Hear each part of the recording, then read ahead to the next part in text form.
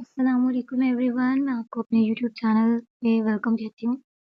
आज जो टॉपिक हम कवर करेंगे वो है the rhyme of the ancient mariner. ये पोएम लिखी थी सैमुअल टेलर कॉलरिज ने।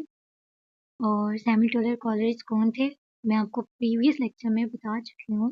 सैमुअल टेलर कॉलरिज 1772 टू 1834, ठीक है, ये 1772 में पैदा हुए थे और 1834 में इनकी डेथ हुई थी। Was a prominent figure of the romantic movement in English literature, ठीक है। He was not only a poet but also a philosopher and literary critic.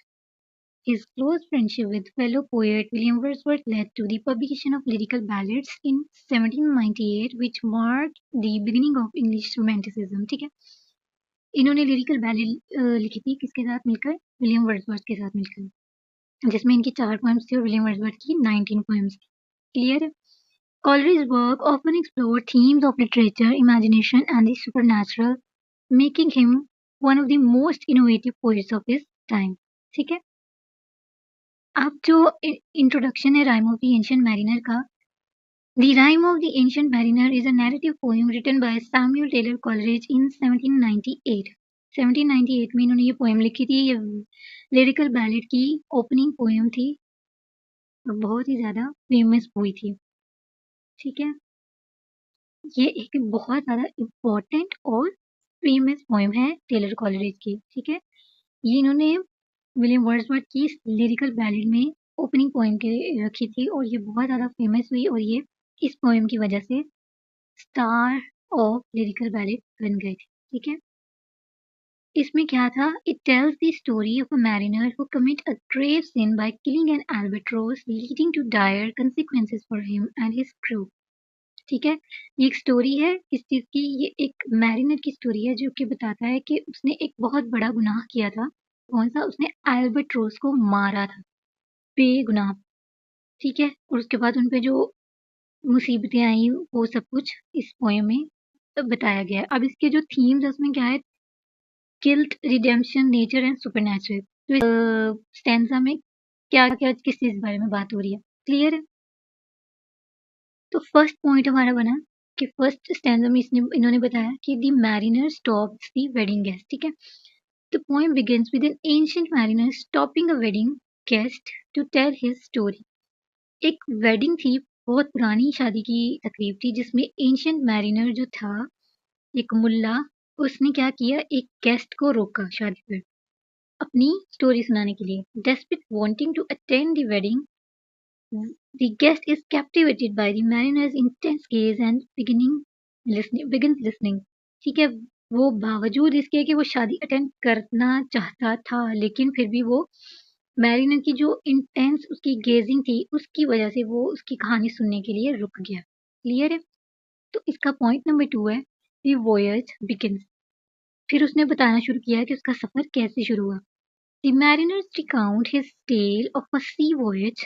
उसने बताया, अपनी स्टोरी सुनानी शुरू की कि उनका जो समुद्री जहाज था वो जा रहा था।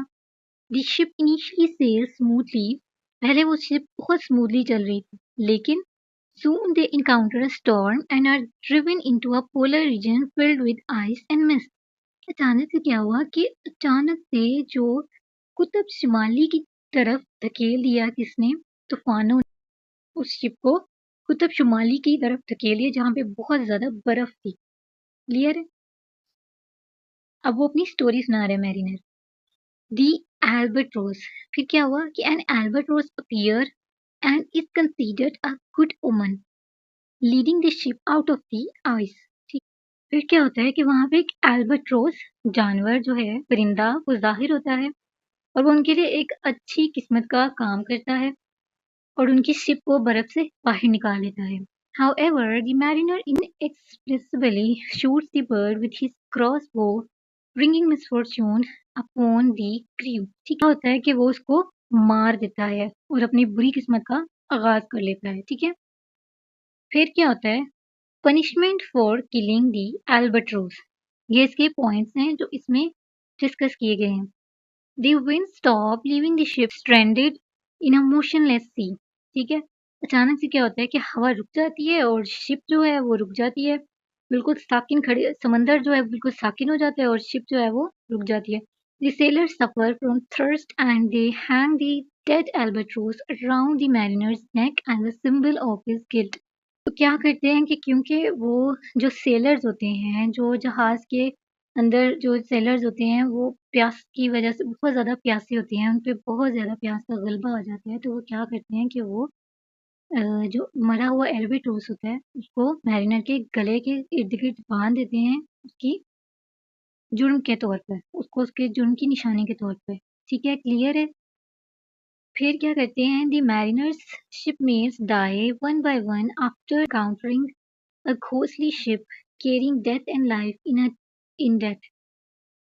The mariner is cursed to endure his guilt alone। ठीक है, फिर क्या होता है कि एक बहुत बड़ा जहाज आता है जो कि मौत का ही जहाज होता है, जिसमें जिंदगी जो है वो मौत में ही होती है। तो वो क्या करता है, एक खौफनाक भूतिया जहाज, वो क्या करता है, वो इसके जितने भी मैरिनर के शिपमेट्स होते हैं उन सबको वन बाय वन मार देता है, और फिर ये मैरिनर अकेला रह जाता है अपने इस जुर्म की साथ। ठीक है, क्लियर है?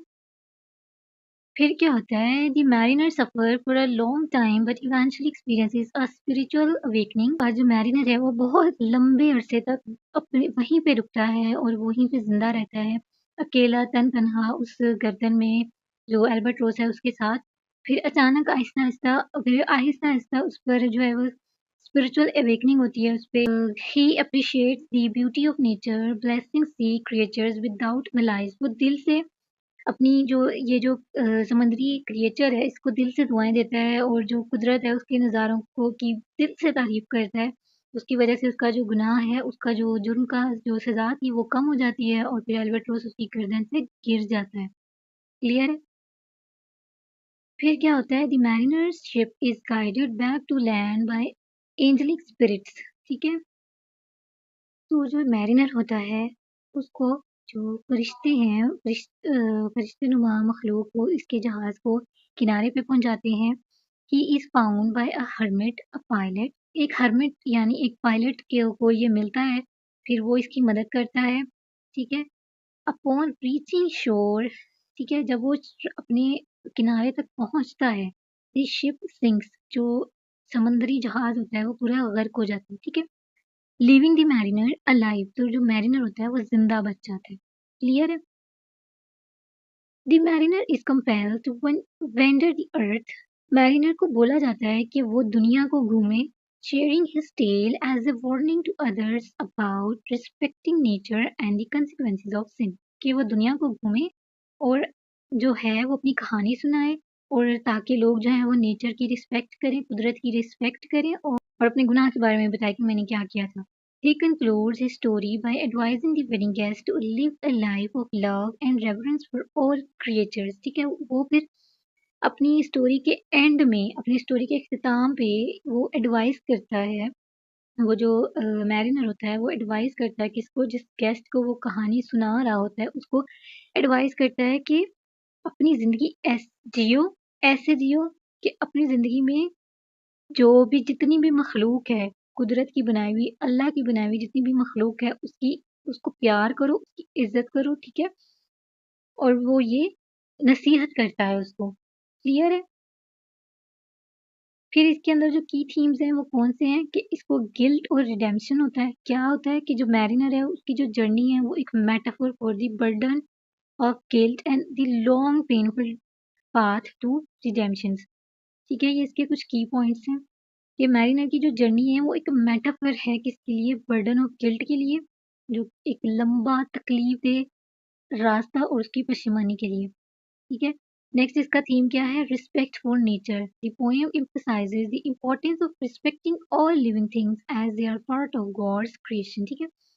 इस पोएम में क्या बताया गया है कि रिस्पेक्ट जो है वो कितनी ज़रूरी है, चाहे वो कोई भी मखलूक हो, हर खुदा की बनाई हुई चीज़ के लिए रिस्पेक्ट उसकी ज़रूरी है। क्लियर है? फिर इसका पॉइंट है supernatural forces, ghostly shapes, spirits, and curses add a mystical layer symbolizing divine judgment and interventions। ठीक है? इसमें घोस्टली शिप बताया गया, स्पिरिट्स दिखाई गई, और उनके जो है इसकी वजह से क्या है, एक मिस्टिकल लेयर ऐड हुई है। ठीक है? आई होप आपको ये क्लियर हो गया होगा। If you like the video please like, subscribe and share. Thank you, please, thank you for watching.